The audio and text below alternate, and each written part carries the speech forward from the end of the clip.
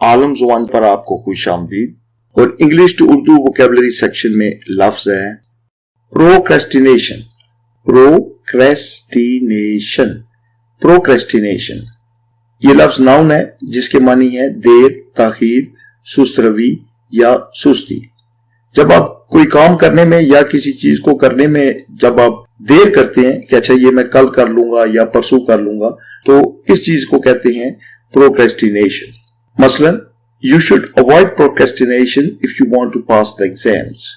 अगर आप इम्तिहान के अंदर कामयाब होना चाहते हो तो आप ये सुस्ती या ताखीर कि कल मैं तैयारी कर लूंगा या परसों शुरू करूंगा या अगले दिन शुरू करूंगा, ये गलत बात है। You should avoid procrastination if you want to pass the exams. अगर आप अपने इम्तिहान पास करना चाहते हैं तो ये ताखीर या आज का काम कल पर, ये इस तरह की चीजें आप ना करें। Procrastination is a habit that has ruined the progress of many. सुस्ती या किसी काम के करने में ताखीर एक ऐसी आदत है जिसने बहुत से लोगों की तरक्की को तबाह कर दिया। तो प्रोक्रेस्टिनेशन का मतलब हुआ देर, ताखीर, सुस्त रवि या सुस्ती।